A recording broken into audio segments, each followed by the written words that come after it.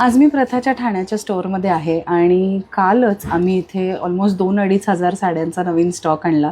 त्याचा सॉर्टिंग आणि सगळं चालू होतं.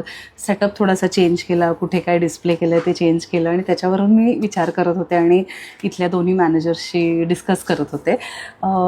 हे स्टोअर चालू केलं तेव्हा मनात थोडी धगधग होती की आवडेल ना, इथल्या क्लायंट्सना आवडेल ना. नाही म्हणलं तरी आम्ही पुण्यातनं आमच्या कोशातनं बाहेर येऊन एका नवीन सिटीमध्ये नवीन जॉग्राफिकल डेमोग्राफिकमध्ये आम्ही पदार्पण करत होतो.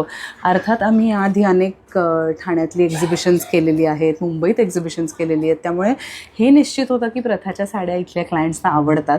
पण तरीसुद्धा आपण जेव्हा एखादं स्टोअर चालू करतो 3000 स्क्वेअर फीट जागेमध्ये साड्या खचून भरायच्या आहेत, पण त्याच्यामध्ये वेस्टेज नाही झालं पाहिजे. वेस्टेज म्हणजे in what sense? In the sense of dead stock, की आपला स्टॉक नुसता पडून राहिला आहे, महिनोन तो स्टॉक हलत नाही आहे. ह्याचाच अर्थ काय की थोडक्यात इथल्या क्लायंट्सना आपण ज्या साड्या इथे ठेवल्या आहेत त्यातल्या काहीच साड्या आवडत आहेत. तर हे न होण्यासाठी आम्ही जेव्हा हे स्टोअर चालू केलं तेव्हा असं केलं होतं की एक 10 ते 15% जागा रिकामी ठेवली होती. तेव्हा कदाचित काही क्लायंट्सना असं वाटलं असेल की जरा कमी वाटतं आहे कलेक्शन किंवा पूर्ण भरलेलं दुकान नाही आहे असं.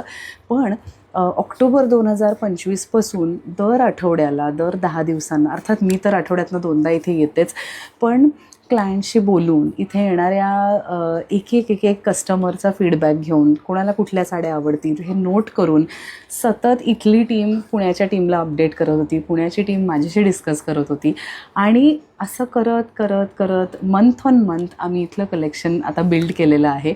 आता तुम्ही प्रथाच्या ठाण्याच्या स्टोअरला आलात तर खचून भरलेला स्टॉक तुम्हाला दिसेल.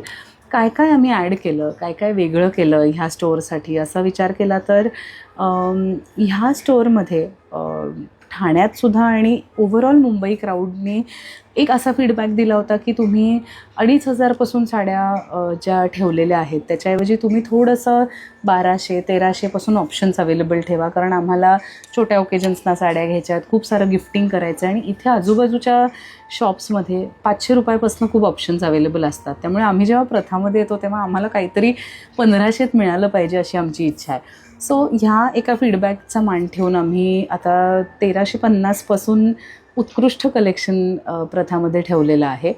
त्याचबरोबर काही क्लायंट्सचा असा फीडबॅक होता की वेडिंगसाठी जेव्हा आम्ही तुमच्याकडे येतो आहे तेव्हा आम्हाला प्रथामध्ये एक्सपेक्टेड आहे की सिग्नेचर कलेक्शनमध्ये तुमच्याकडे सुंदर पैठण्यांचं, आम्ही रेड पैठणी म्हणलं की खूप दिसल्या पाहिजे, तुम्ही खूप मोजक्या ठेवल्या, तुम्ही अजून वाढवा.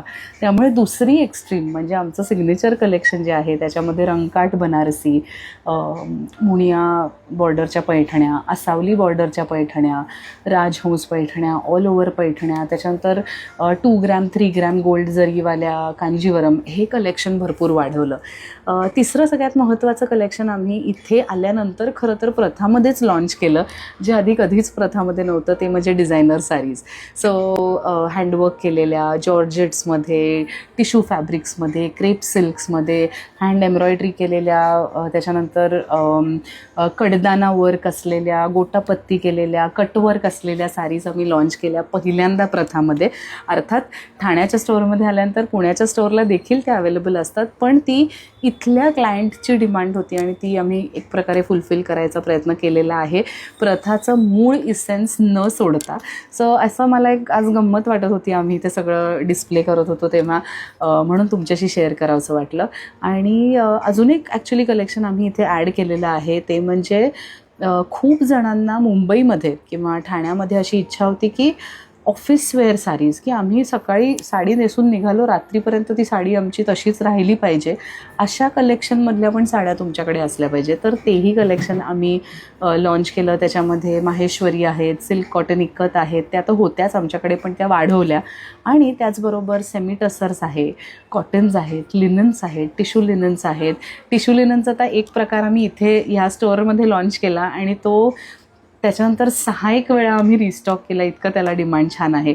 सो अशी मजा तुमच्या सगळ्यांबरोबर शेअर करायची होती. तुम्हाला जर का काहीही फीडबॅक असेल की ठाण्याच्या स्टोअरमध्ये किंवा इवन पुण्यात तुम्ही आला असाल तर पुण्याच्या स्टोअरमध्ये काय बरं ठेवावं, काय आम्ही ॲड करावं आमच्या कलेक्शनमध्ये, किंवा एखादा काही फीडबॅक असेल की ह्याच्याऐवजी असं डिस्प्ले करा किंवा टीमला तुझ्या असं सांग की अशाच्याऐवजी असं दाखव, तर आम्हाला नक्की सांगा.